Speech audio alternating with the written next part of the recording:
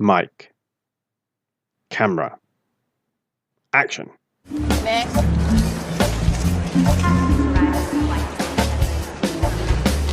Occupation?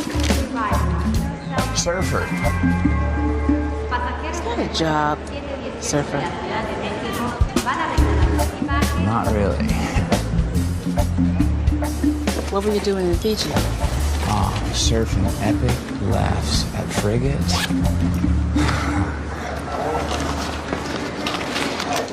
Where'd the cash come from? It's from Ben and Barry. Who's Ben and Barry? I wear Ben shorts, right? Surf Barry's boards. Those dudes send me checks. How long you staying stateside? Long enough to catch some blue glass, check in with my bros, keep the stoke, you know? Stoke? Stoke. You know?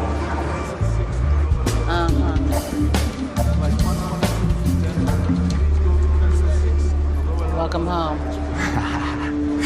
Cool.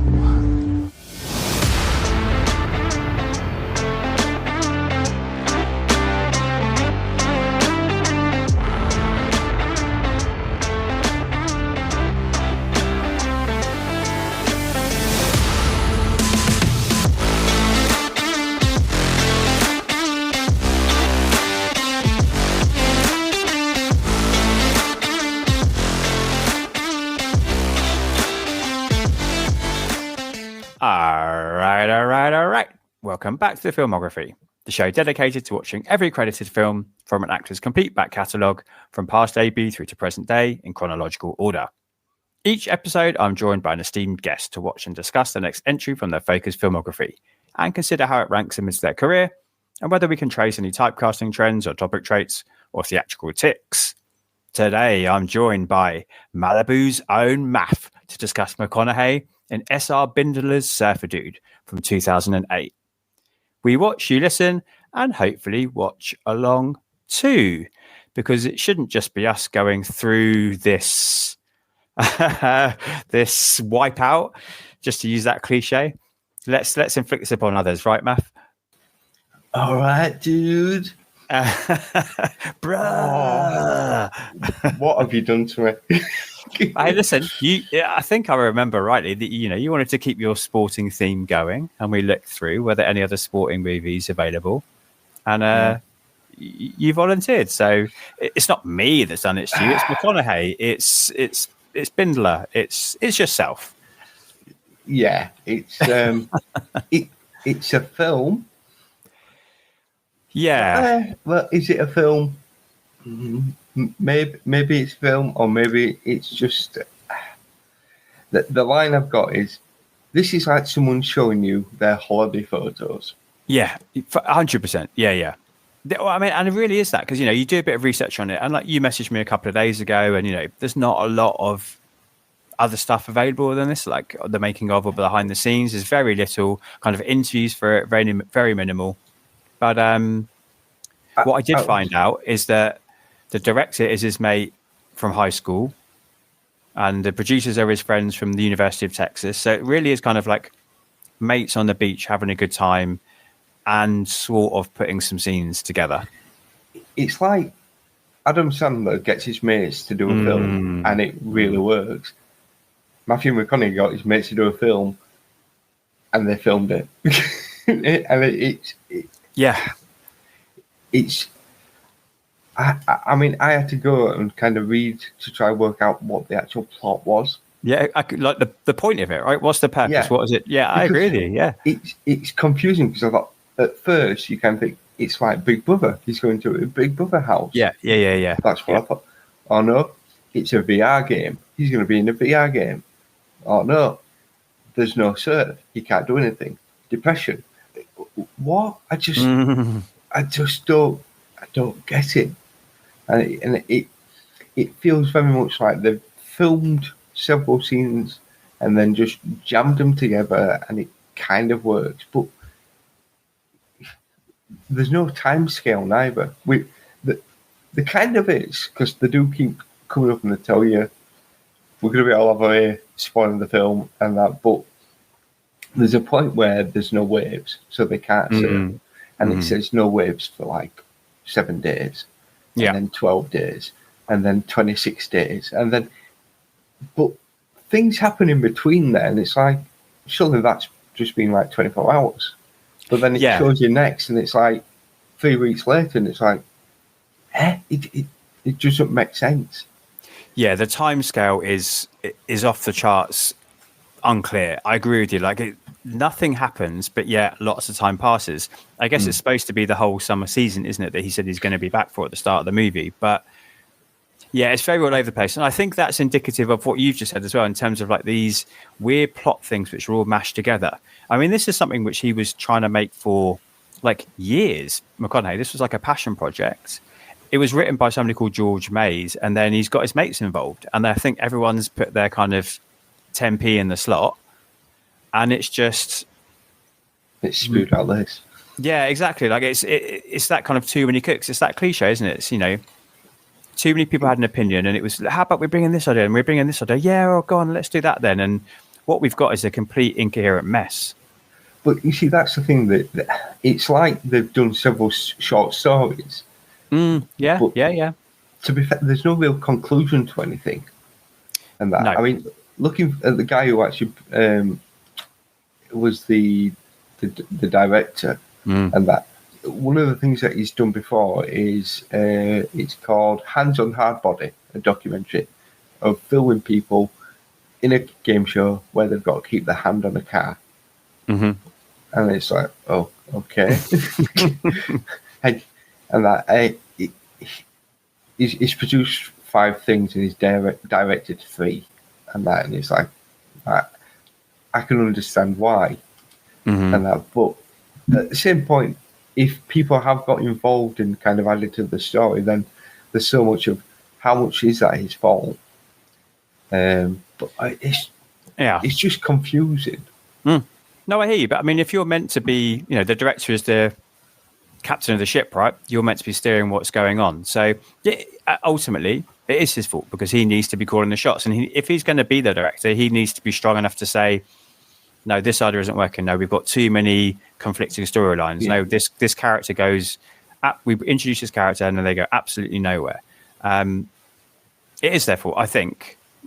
In my opinion. Yeah. Well, maybe it's a case he just wasn't strong enough to turn around to, because, I mean, Matthew McConaughey is now quite a well-known star. Woody Harrelson is a very well-known star.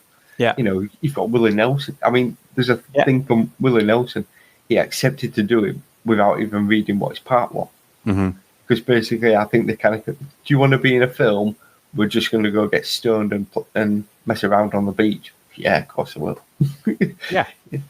But I mean, I wasn't scrolling on my phone. I was actually watching the film. I didn't kind of feel like I was getting drifted away, getting bored as such, but because I think I was just sat there thinking, what is going on? What is next?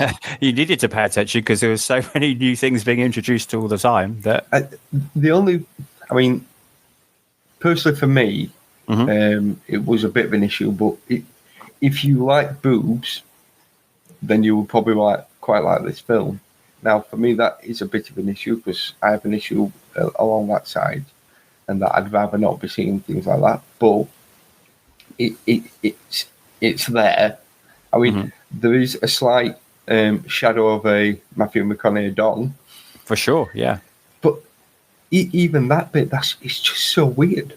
And it's just, I mean, you know, I don't do drugs, but maybe this is what it's like taking drugs because you're just so spaced out of what's actually going on.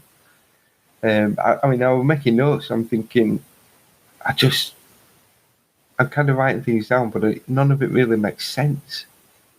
But that makes sense to me because of the nature of the film with it jumping all over the place. Yeah, it makes sense that you probably look back in your notes afterwards and be like, why was I writing that there? That should be 2 scenes later. That should be 20 minutes later. But that's how they've arranged it in the movie, isn't it? Yeah, it's just...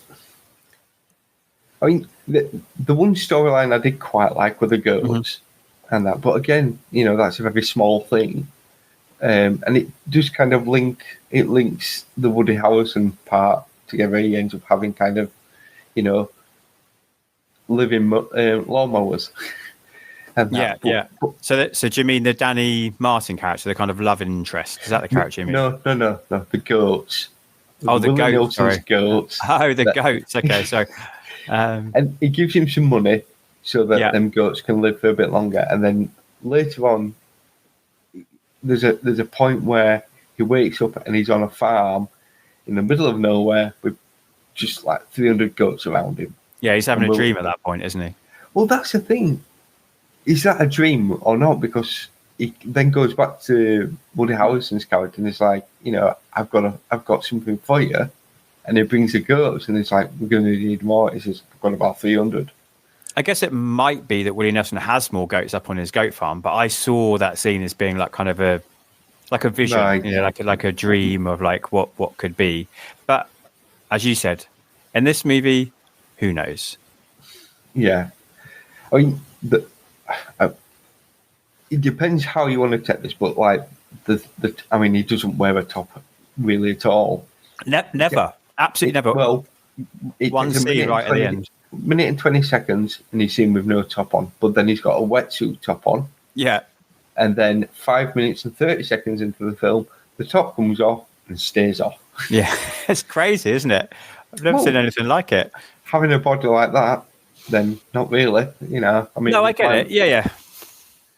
But also, they needed to make Malibu look a bit nicer though, because the filter on this thing is disgusting. Like, it's meant to be. It's very 90s, isn't it? I say noughties. Like it's like the post kind of millennial like blue sheen over everything. Yeah. But this is meant to be like Malibu Beach. This is meant to be like key surf season, and everything looks washed out and looks grey and looks blue. It looks horrible. It looks dirty. Yeah, it's like going to Blackpool Beach. You said that. No offense to Blackpool, but it doesn't look like an exotic place. No, think of Baywatch, right? I know that's a different part of the coastline we're looking at there, but Baywatch was all golden and sunsets, and this is not that. And I know that we're meant to be experiencing McConaughey's character like kind of depression, and maybe it's meant to be externalizing his internal feelings, but still, like it's a poor choice. It's a bad choice. But that would work once you get to the point where there's no waves and he's feeling depressed. If it kind of went grey and dark then, but it's that colour palette's there from the start. Yeah, you're absolutely right. The only bit where there's a bit more colour is in the videos of, you see slight videos of Steve, Matthew McConaughey's character. That looks a little more, it pops a bit more there, or in the VR when you kind of see it from there. Yeah, it pops a lot more. That's one thing I think they should have done there. You see him in the water, but I don't think he ever really surfs. McConaughey. Definitely not him surfing. No, it's definitely not him. But it's like if they'd have given a bit of background there, instead of there's a little clip of him kind of, they show what they met this thing about this big name guy. But he's the name in surfing, and he's the world's best, right? We don't know that because they don't really show that. And that if they showed a bit more of him maybe competing or things like that, or like a bit of backstory, but there isn't anything there. No, you're right. It's just Ben and Barry sponsor me, and now I've come home for 6 months. This is the basic plot, isn't it? He basically goes around the world following the waves. He's kind of Bodhi from Point Break without Robin Banks. And so he's come back because it's kind of the good period for waves in Malibu, supposedly. And then we'll get into all the other shenanigans, but that's kind of the basic setup, isn't it? Like he's come home and all his mates are excited for him to be there, and he's going to be there for a while and just be a bit more chilled out and not compete and just surf to find the love again. And shenanigans ensue because Ben and Barry have sold their stake in their companies to evil corporation who have designs on how they're going to use his identity, isn't it? It was Eddie Zarno, his name is, isn't it? The guy who's kind of running this corp. Yeah, and the idea is to kind of put him into a VR video game. Now, this is, what year are we for this now? 2008. And I was kind of thinking, was VR really a big thing there? And It was kind of on the cusp, but not kind of what they were showing. And that the stuff that we had in VR back then was kind of like blocky Minecraft at times. You know, it's not what they showed in the film, so it doesn't match up. No, I think what I found annoying was that so many of these ideas could have been good. Like this VR idea is good. Like you think of something like Strange Days. This is from 1999, I think Strange Days came out and literally set in that year. That's all about kind of VR and sort of watching people's real experiences, which is what this is supposed to be, right? He's supposed to go out and surf. They're going to record it through some sort of headset, and then other people can play this game and virtually experience being as good as Steve Addington. Like that's really interesting, and actually has come back around. Is actually really relevant right now when we look at the idea of kind of digitizing like actors and extras and having AI versions of them. This is an interesting topic which we could be delving into in depth, but they have no interest. They want it as like a throwaway joke. They want it as a plot point in order just to create some false conflict. Yeah, because there's no quite... I mean, they're all living in this house and they've got lots of different surfers, and then they're trying to turn it into like a Big Brother kind of, let's get a bit of a reaction off him. Well, this is the other idea, which could be decent if they bothered to try and...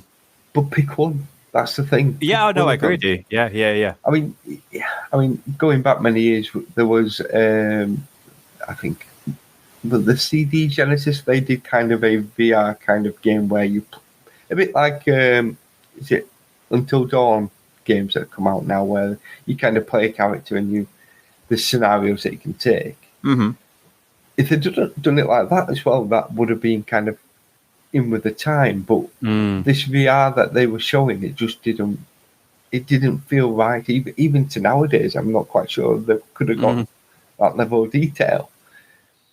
But like you say, pick one of them. Say, right, okay, we're going to do this game and we're going to get surfers in. There's going to be conflict there. That's fine.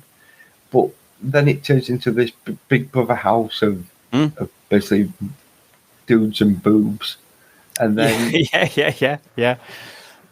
Kind of it felt like you was watching Big Brother at times. It did, and that wink to the camera of, I'm doing something a little bit I shouldn't be doing. Yeah, which we're 10 years into Big Brother by this point, aren't we? And reality TV is probably having a bit of a boom. It's getting bigger and bigger into the point where now you can't move for bloody reality TV. Yeah, again, lots of commentary to be made, but also he'd made EdTV a few years before, so he's already worked in this world. So I wonder if this is where I mean, like maybe with the script changes. I wonder if this was a script that was simply about a guy that came back to Malibu, and there were no waves, and then he had kind of like a midlife crisis movie, isn't it? Like he had a depression. I think that was probably the original script. So then maybe it's like, but EdTV, like we've got more we can say here, and like, VR's growing, we could do something here. It feels like that's what's happened to me. Yeah, exactly. You've got so many different stories, and it's just a case of what was the idea? We'll film them all and see which works, and at some point someone said, just jam them together, it'll be fine. But there's just no real, consistency on what's going on. None. Like your description of it as like short stories is spot on. It's all like a sketch show almost. Even that would have been good, but it's like the bit when I think what had he done now? He'd slept with. Oh no, he got punched in the face by the rival. What was his name? His name was. I'm just looking at him now. Lupe La Rosa. La Rosa. Yeah, played by Raymond Rodriguez. Yeah. And Danny, played by Alex Gilmore, she takes him away with her friend, and he wakes up in the morning after, and then they just get in the friend's Jeep and just drive off somewhere. Yeah, down to Mexico, yeah. Yeah, because he says, look, there's waves in Mexico, that's where I need to go, because it's a bit like the wave whisperer at that point. It's like smelling the air. And they go down there, and they meet Sticks from Daredevil. Yeah, that's true. Scott Glenn, is the actor. Yeah. But even there, it's like there's no waves, so he's very depressed and that. And then they sleep on the beach, and then you think, right, that's obviously one night, and she's like, we're gonna have to take the Jeep back home. And then it comes up on screen, and like 3 weeks has passed. And I'm thinking, how are you still on phone talking to your mate saying, "Oh yeah, we'll bring it back soon. Don't worry about it." Yeah, but it's been 3 weeks. I'm stranded. I've got nowhere to go. This is the problem.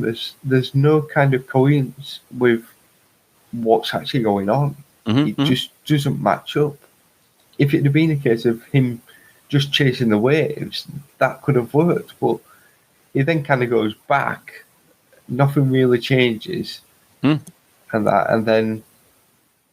I mean, even her storyline, I was a bit confused because her dad's kind of a big, rich kind of businessman, isn't he? She moves from New York, doesn't she, to Malibu to take on this producer role for this reality TV show that Eddie Zarno's starting. The dad disapproves.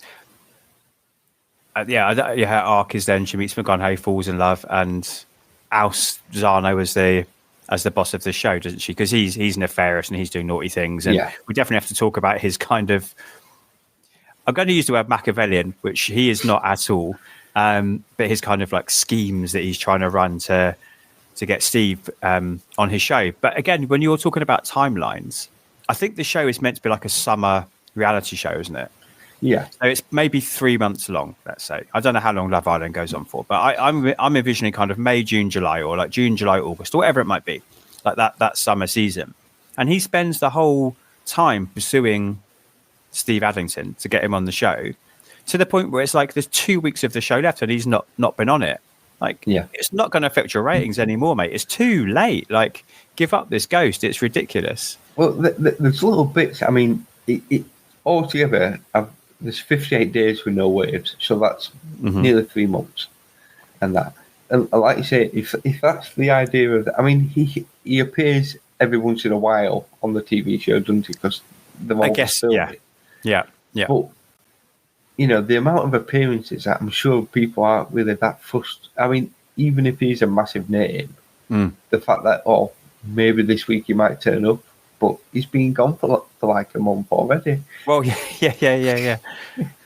It just, and it's like his mates are just kind of hanger-ons and that. But like you say, Eddie, who's kind of running it all, is very much kind of we'll kind of evict him and we'll try to do, he's trying to do so much to kind of piss him off, and that just to try and get him into the show. And I'm thinking, is he really worth it? Is it really worth it that much to kind of do that?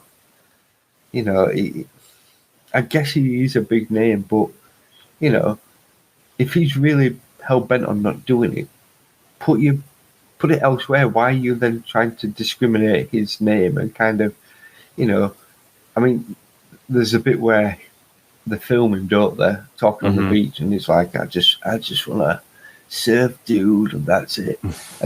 But then they twist it all. I'm thinking, you put that in court, you're getting sued for everything you've got. Yeah, absolutely. It's complete defamation of character, isn't it? For sure. And I don't buy at all that all his kind of adoring fans would.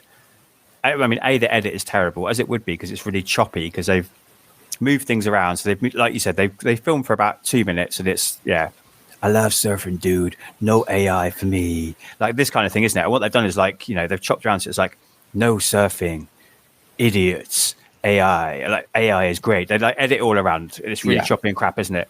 And we're supposed to believe that the whole kind of surfing community, all his adoring fans, completely buy this crappy video, which is on this reality show. I get it. It's meant to be a commentary about how you can choose what reality is. Yeah. I totally get what they're going for, but they do not nail it. If that had been kind of in the 90s, then you could have gone, oh, well, fair enough with that kind of the way it's being filmed. It could be a bit, if it's, like amateur, and that it could be kind of seen that way. But because of, once you're reaching like the 2010s nearly, people can smell what's bullshit. Yeah. And just watching it was like, no, that just doesn't work out. It's wrong. And all right, a lot of his fans are stoners, but at the same point, are they really that bothered? Do they really care that much about, what he's saying? Well, I guess if you built your whole lifestyle around kind of this person being, and again, there's a commentary here about this idea of like, don't put people on a pedestal and don't believe that, you should be basing your whole kind of identity around one character. Again, really interesting commentary to be making. It's not interested in doing that. So I guess if they are like, they're into surfing because they love Steve Addington, then I buy that. But again, with what you said before, they don't do enough with him as a character to let us understand who he is. And they don't do anything with anybody else around him other than his four mates to show that there is a big fandom for him, because he should be walking down the street and everybody like recognizing him and wanting to shake his hand and get him to sign stuff. But none of that goes on. Well, it's same as this film is called Surfer Dude. And there isn't surfer, comma, dude. Yeah. There isn't a lot of surfing in this. No. And that, like I said, you do see them in the water, kind of just like to either side of a surfboard, kind of paddling around. And then you see clips of someone in black and white shorts surfing and that. But there's just not much there. And that, for a film to be about the surf, sell it to us. Yeah, I hear you. Yeah. But they can't even do that. No, I agree. And the shorts, interestingly, you pick them up because that is about the level of sophistication we're looking at with this movie, right? He's wearing black and white, as you said, like horizontally lined shorts that are meant to symbolize that he's trapped, right? That he's kind of imprisoned because he can't surf. Like that's the level of kind of sophistication we're looking at. That's not what they're for. The mention there is a homage to a famous surfer called Greg Knoll. Well, fine, but it is also, that is fine. I hear that and I read that too, but definitely that is what I think they are. It's definitely what McConaughey thinks that. Oh, so he's leveled out and he can't. Yeah, yeah. I suppose. Yeah. Again, show me that. I mean, exactly. I don't know. Is this the first time Woody Harrelson and Matthew McConaughey have acted together? Or... No, they were together in Ed TV. Oh, right. Oh, yes, there was, yeah. But they're good together in this. But there's a good chemistry with them both. And then you sideline Woody Harrelson. You put him in jail. And it's like, hang on, that would really work. You could use him to kind of, get at his, Woody Harrelson's like his manager, get at him to pull him into this thing.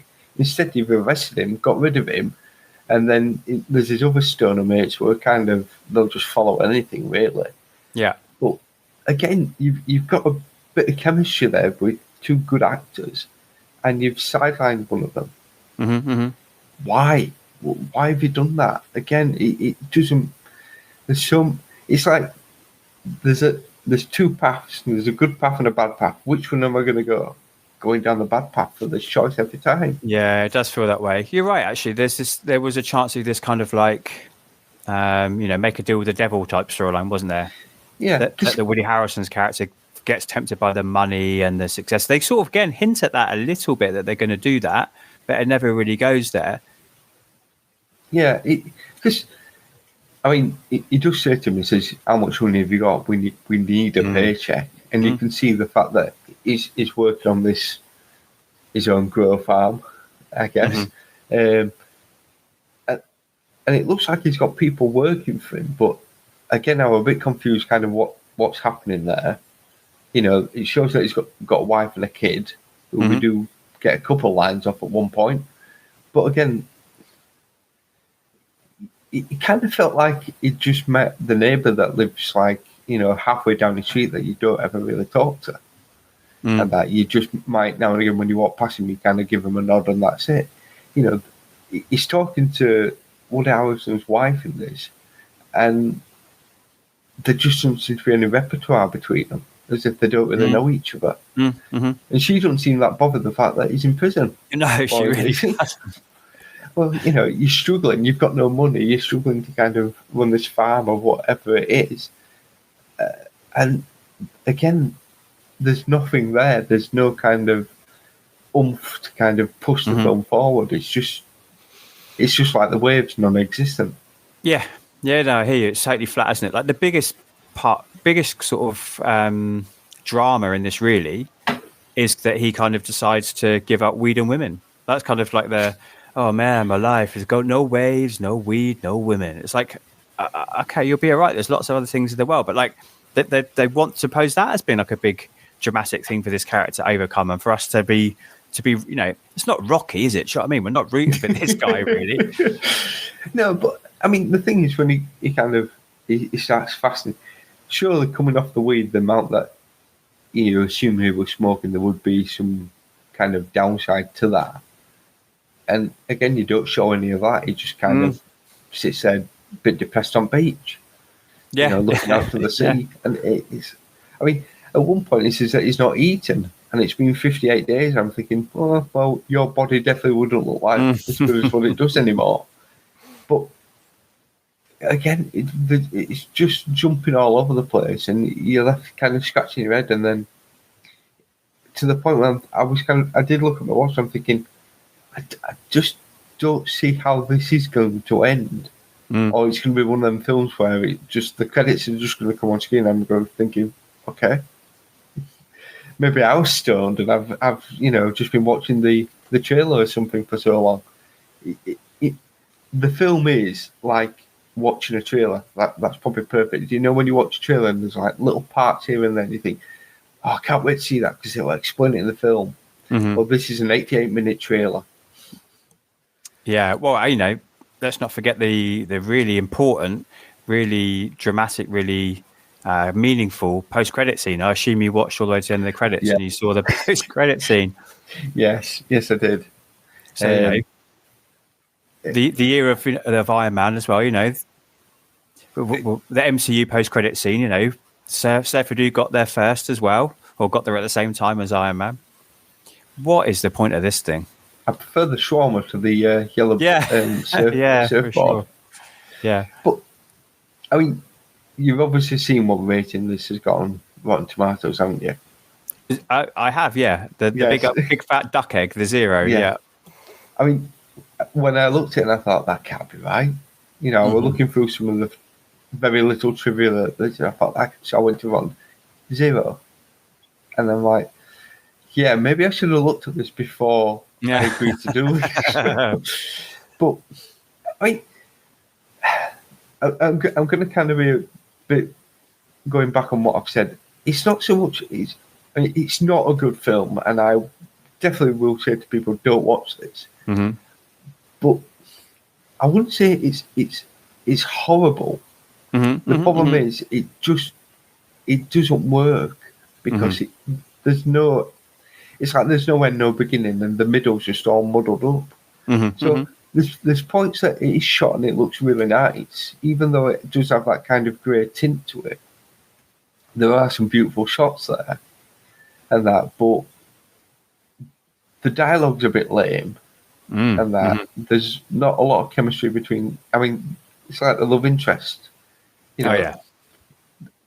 0 between him and her, and 0 between him and his friends as well. If that had been his sister, that kind of chemistry, you could see that there. If it'd been like, look, I'm going to take you away because things are not going right for you, but she's meant to be his love interest, and it's like, don't do those kind of things with your sister, people. No, don't. Yeah, whole different podcast and that. But again,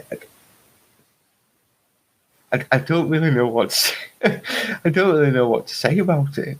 But as you always are, I'm going to give you your due credit here. You are trying to find positive things to say. I think that's so in keeping with you and your ethos of the world, and you want to just not sit here and bash on it. But it is really hard to find anything positive to say because it is poorly made, it's amateurish and cheap, it's poorly acted, it's broad stereotypes. As you said, like the dialogue is overwrought and underwritten, which is a really bad combination. There's just where is there something to find which is positive? I mean, I think you've hit the nail on the head. The only good thing that's in this really is when McConaughey and Harrelson are together on screen, and unfortunately, that's a sum total of 3, maybe 4 scenes. Yeah. I mean, I do always try to put a positive spin on it. Apart from, well, I don't think it's released yet, but season 7 of when we do Clone Wars on Star Wars Chit-Chat, I'm not as kind in some of those, for some of them episodes. I do kind of slate some bits there, but the thing is, when someone makes something, you need to appreciate what they've done. You need to kind of look at it and think, you know, what you've done there, it didn't work, but many times I've been on podcasts and we sit there and we kind of go, this film, if they'd just tweaked this and just done that, that would have probably been a better film. Now, we're not filmmakers, you know, it's just our opinion, and just because we say that doesn't make it right. But to us, we think that that's where it could have gone right. So you try to be constructive with what you're saying. And I'm trying to do that with this, but I'm really struggling because the story and the plot line is just not really there. No. I don't think we're being rude towards anybody or anything either. I think we are being constructive is exactly the right word. We're being critical, but we're giving them constructive criticism about what they should have taken out, what they could have put in. But you know what? I think, you know, my dream would obviously be for McConaughey to hear one of these episodes and to want to come on the show and talk about his career. I mean, how amazing would that be? It's never going to happen. But if he did, that would be cool. But I don't think he would mind, you know. This film doesn't seem to exist in his kind of any discussion of anything he's ever done. I mean, if rumors are to be believed, like after this movie and then kind of goes to Girlfriend's Park, I'm sure it's the same thing. Yeah, exactly. Like his whole kind of staff were all fired. It was like, you're all gone, like forget this. And this is it really. This movie and my next one is that kind of the point of no return for him. It's like, I'm just not doing this anymore. If it means I have to leave this career, this is just not happening. So, and when you think about it, you know, some of these people he's firing, if it's true, I couldn't kind of find, like, everything I've read had like the words reportedly in it. So if it's true, you know, the agent and the manager were people that he'd known for a long time. Some of these people that he'd known from his high school and university days. And he's like, sorry, it's time to move on. So, I mean, maybe it's that thing, because, I mean, I read from, according to Nolan North, who's in this very brief, I mean, people know him from the Uncharted, probably, the voice of Nathan Drake. That he fired his agent and quite a few of the staff after this film. But maybe that's the thing. Maybe this film was made and they kind of said to him, look, you know, we've got this good idea, and he's gone, okay, right, I'm at a point in my career where I can probably take a bit of a, it's like when Spielberg did it into, you know, one for them and one for me. You know, maybe it would kind of think, okay, I'll do one for me because this could be cool and just have an ass around with me. Yeah. And it reportedly cost $6 million to make, and it made $56 million. So no, £56,000, not 56 million. Oh, maybe I'll. Yeah. Yes, I see. £56,000. Oh, right, yes. I misread them zeros. Total, yeah. You were being very kind there. This did nothing. It was only released in very small cinemas, and I think they were looking at rolling it out, and then it didn't obviously do any business at all. So, because there is, in that interview that I sent you, it did kind of say the idea was to send it to, you know, people who do surf, who kind of can, you know, work with this, but, you know, because it was reading it just kind of say, you know, US and Canada, and then it says worldwide and the same figure. It didn't do anything worldwide. It didn't get released worldwide, I wouldn't have thought. I mean, it made £1.50 off me from CEA. But I mean, as you said, you know, they're saying they're trying to advertise this to, you know, people in the surfing world and the culture. But this is the thing that you said. Well, there's no bloody surfing in it, so why would they want to watch it either? Like, there's no, and it's not like Point Break is a better celebration of surfing and extreme sports culture, and they are quote unquote bad guys in that. But it's a much more appealing life than anything you see in this. It's a much better.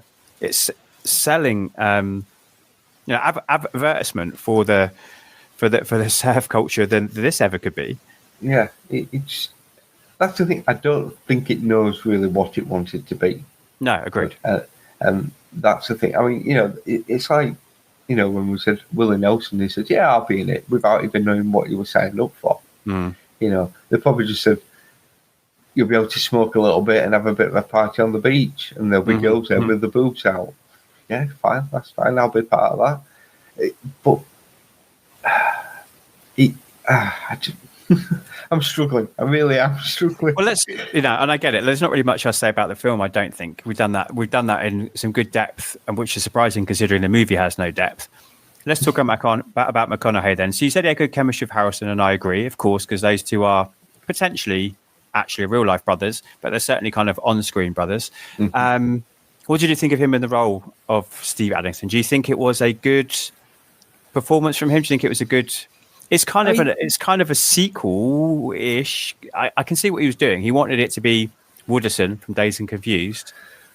Yeah. 15 years later. But the thing is, I mean, in Dazed, it was only meant to be in a small part of that, and they extended it. But I mean, what altogether is probably in there for about 13 minutes. And that. Oh yeah, I mean, I can't remember. But yeah, it's not much. You're right. Yeah, but I'd rather watch them 13 minutes on a loop than the 18 minutes of this, because there's more to that character there than what you have here. He's fine, and I've just been and watched The Smashing Machine, which is a really good film. And quite often the problem I have with Dwayne Johnson is you see Dwayne Johnson in everything that he's in. Right, yeah. He's not acting, he's just performing. But in The Smashing Machine, I didn't. I saw Mark Kerr. I didn't see The Rock and that. In this, you don't really see Matthew McConaughey as such in this, and that you do see this kind of stoned layabout thing. So he's fine in it, and I kind of buy his performance, but nothing really happens with it. So if it had been just a short movie of 30 minutes, then you could kind of gone with the character. But because it's dragged out so much, it gets to the point where there's no real depth here. And again, then 13 minutes and Days Confused, there's so much to that character that was I think it was only meant to be a couple of lines, wasn't it, originally? And that there's more weight to them few lines that he originally were going to do than what was here. Yeah, you're right. There's no arc. It doesn't ask him to do anything really either. I don't think it's very, as you said, it's just a bunch of mates hanging out, and that I might buy if he was the age he was when he made Dazed and Confused. But again, that's also problematic here. Like, he's 38 when they made this. That's, I don't want to be judgmental about people's lifestyles, but he needs to be 22. He needs to be 25. He needs to be 28, maybe at most. It just doesn't work. Like, the kind of way that he presents himself, the way that he talks, the life that he leads, the things that he's done with his life up until this point are not things that a 38-year-old man has done. No, but again, if they use that and go, right, he's an Asian surfer, so he can't do the stuff that he used to be able to do. So the VR might be a really good thing for him to be able to, do that. Let him go out onto the waves, realise that he's really struggling. So he then pushes himself into the VR stuff, thinking, well, at least it's not the same, but I am safe on the land, being able to kind of still do what I want to do. And if I do wipe out, I'm not going to kill myself. Have dodgy knees, have a dodgy back, have something like that. Show his age there. But he's running around like he's one of these little 22-year-olds. Yeah. And then, all his mates do look like the kind of, the people that should be hanging around a school. And, yeah. The hanger-ons who have just never grown up and never seem to really do anything. Yeah. And you're like kind of thinking, well, what have you been doing whilst he's been away? Well, we see them sort of like they've got kind of odd jobs, haven't they? But you're right. Like, what are they doing? Like, how are they surviving? But there's so many other things. You're right. We're fixing this now. We don't need to. But there's so many other things. We've got the Lupe character, who is like the new young pretender. Like, do something with that. The idea of like, you've had your time, old man. Let the new generation come through. We've got new tricks. We've got new. I mean, there's just so much that could have been done and so much they hinted at, but they just never, ever chose to develop. And I think it was just a massive stumbling block for me. You know, I'm doing this project because I really like McConaughey. I want to watch him in movies. Not this one. Well, you know, I'll even accept this one because it's part of the process. I have to do that. But he's just not right for this role because he's just aged out. It just doesn't work. It needs to be somebody, like I said, at least a decade younger, if not more.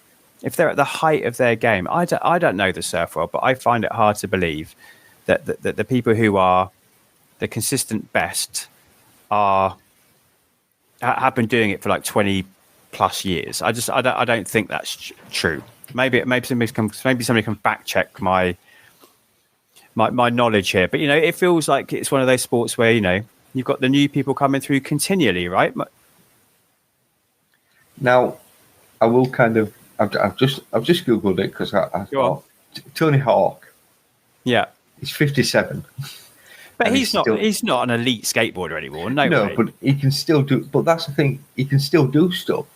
So maybe again, if it's like the Lupe character.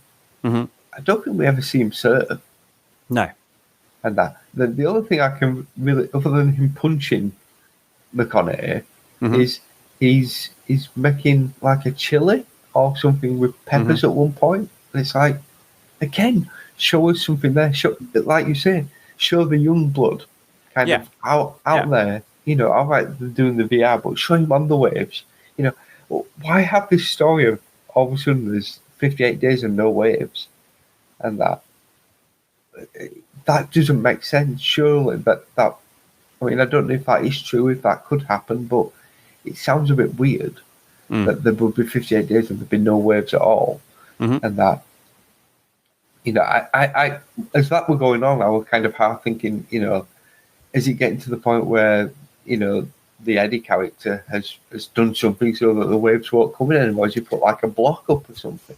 Yeah, I think they thought they were being existential and deep, and it was supposed to be mirroring his journey. But I mean, there is no depth to this. I mean, it's the kids' pool that toddlers learn to swim in. It's not the deep blue sea ocean. It's so shallow. But I think they thought they were being clever and doing something deep.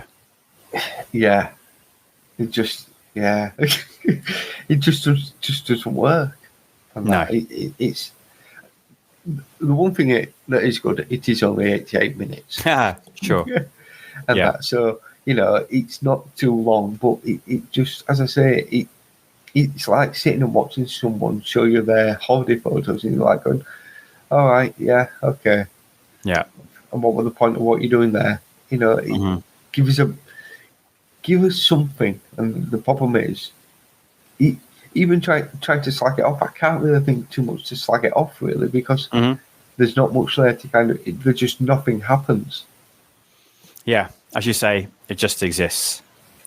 Shall we see if anybody on Letterboxd were willing to be a bit harsher, or maybe some really positive ones?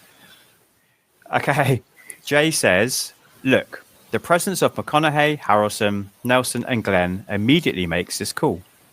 What it doesn't do, though, is make it a good movie. It's not. There's no soul to this crisis of character, so it all plays like superfluous bullshit. It's like, ooh, tits, ooh, weed, ooh, waves, ooh, goats. How's that for a kick-ass movie? Not so much. You missaid something wrong there. Bullshit.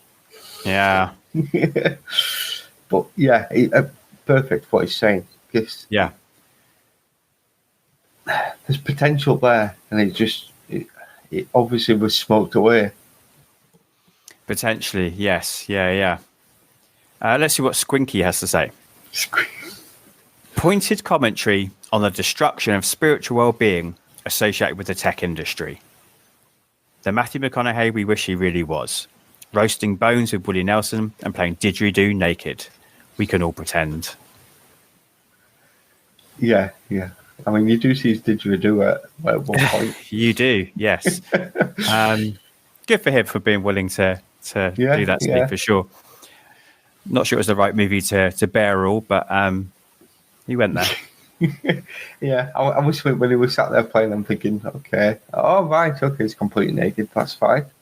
Oh, I'm glad they brought in him. The wall. Yeah.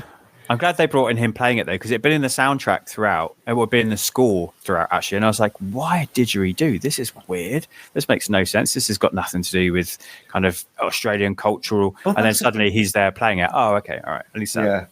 At least get him playing the bloody bongos, because at least it's referencing back to. That's what I thought. Real McConaughey. We were going to see at one point. I thought we were going to see him kind of sat there, again, be naked, like he spent a big chunk of his time being naked playing bongos. Yeah. Could have done that here. A bit of a kind of a nod and a bit of a, a wink to the camera. But no, we see his didgeridoo. Yes. So I think we've made it pretty clear that people should don't. Oh, come on, everyone! I'll put a little bit of round of applause there on the edit. So it's pretty clear, right? Do I really need to ask you what category you're going to put this in? This isn't a classic, right? No. This isn't worth catching, no? No, I struggle with completist. You're right, fair enough. Like, even if you're a completist, why would you do it to yourself? I mean, if you are a completist, what I suggest is put it on in the background whilst you're doing something else. Like gouging your eyes out or something. But no, it's not. Again, at the end of it all, you kind of sit back and it's like, what happened? And that, and the problem is like, there's no trivia really. There's nothing really about it. I'm guessing it's not in green lights. It's not in green lights, no. Strange. Maybe he don't remember it. Maybe he was stoned and he just like, that happened. Maybe. But like, it's certainly not one he's making the effort to write about and memorialize. No, I mean, he just kind of try to, in the interview that I sent you, he just try and kind of talk it up a little bit. And what he's saying there sounds quite good. And the idea is to send it to people who are kind of in there, but it's maybe it just didn't get sent. I don't know. Yeah, I'm not sure. I mean, he's doing his best, right? He's on the press tour. It's pre-release. Then it comes out. He has to do that, doesn't he? Yeah, everyone says it's shit. It gets 0% ratings. At that point, you just go, yeah, okay, they're right, don't you? I mean, there's bad and then there's zero. Yeah, I mean, as I say, once I looked, I mean, what does IMDb rate? I mean, I would say it is not the worst film I've seen that he's been in. I have seen worse. I would watch this before I'd watch Tiptoes again. I might even watch this before I watch Failure to Launch again. Tiptoes has... No, there's not. No. Matt, there's nothing good about Tiptoes. Nothing redeeming. No, I guess not. Another film that should be, we should be talking about in very different ways, as Dan and I discussed, but it doesn't understand how to use its concept properly. Another example. It's probably I've got a great idea, and it just got left on the cutting room floor. And wow. Yeah. And that, but yeah, no. I mean, like I say, it's not so much a bad. Well, it is a bad film. It really is a bad film, but it's not. It's not offensive as such. No. It's just nothing happens, and you're just left thinking, okay. I think the way you put it is perfect. It's like a screensaver. That's all it is. Yeah. But even then, it's a bad screensaver because of the bloody blue filter they put over everything. Yeah. So let's talk about something good, which is all the lovely content that you're making. What you mentioned, obviously, you've got season 7 coming up. What else is going on in the podcasting world for you? We're doing with Star Wars Chit-Chat with Mike and Dave. I don't know where we are probably release-wise. I think we might be into season 7 now, because I think we've just done Dark Disciple, the book that got released. But I know up to where I am now, we've finished off Clone Wars, and we've done like a big recap. And the next thing we should be doing is Solo, but that might be kind of Christmas time when that comes out. And there is another project coming out. There's no set date yet, but we're fans of the Pop Gorillas, which I'm sure there's plenty out there. He's getting resurrected, and myself and a few others are going to be kind of randomly posting little, probably about 5 minutes long, of our thoughts on films, games, TV, whatever kind of pops into our head at the time. And that, so hopefully, watch this space. It'll be on Comics in Motion, I'm sure. I know Mike's said that he's going to put a little thing together to kind of introduce us all to the new people. So, so that'll be coming out soon. Yeah, it's exciting news. It's great to see that being resurrected, because I think it's a fun project, and it's something that if you can jump on here and there, and you've got something burning you want to say about a movie, or like you said, a game or anything you've seen. I mean, I remember I reviewed a visit to a theme park once. I mean, like, I'd been there and I had a great time. So like, why not? Let's do it. It's a fun little project. So I'm excited to hear what you guys talk about. I mean, it's quite open what we're going to do, because like you say, I'll probably do mainly films, because like most weeks I go to the cinema, so I can kind of say something there about what I've watched and that. But play games, and I got a little one. So I've even said that there's a possibility that if we go watch a kids film, I might record something with George. Oh, great. Yeah, I'd love that. He keeps trying to get on the computer to record something, and when we're recording, he's trying to wave at everybody half the time. So there may be a guest appearance. That could be a bit maniac, but we'll see. Well, it's when he suddenly gets all the fame, right? And then he slowly just takes over, and he we don't want the old timer, we'll have the young blood. Yeah. We need George Lupe. We can rename him. We'll retire Maff Addington. Yeah, definitely. With his creaky knees and his wipeouts. Yep, that's definitely me. Well, brilliant, mate. Thank you so much for coming on, and I'm sorry that you were subjected to take one for the team, I guess. You certainly have. Certainly the worst movie that you've had in your run so far, isn't it? Yeah, this is definitely worse than 13. Oh, okay. Now, what an interesting debate. That's one for another day. You and I will discuss about that offline, I think. Cheers, pal. Thanks for having me on. Always. Dude, that was gnarly. But, we've got to call it as we see it. And if Maff is being disparaging, then you're in trouble. I got to extend my thanks to him for riding through the chop with me, and of course to you two, the listeners, for your continued engagement and participation as we journey through the McConaissance. That was Surfer Dude. Next up in a fortnight, I've reached the point of no return for our protagonist. Yep, it's the last rom-com on the list. And I'm going to be discussing Eminem's role in Mark Waters' Ghosts of Girlfriends Past, for those that are watching along. Until next time, be excellent to each other, and make sure you take the time to treat yourself too. I am Jack signing off. Yippee-ki-yay, movie lovers.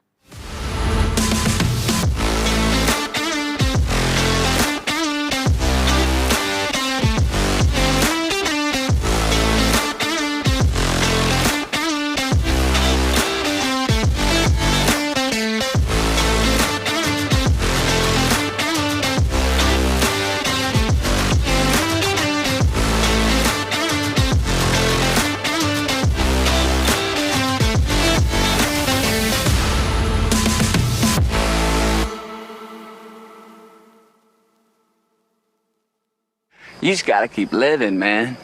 Livin. Cut.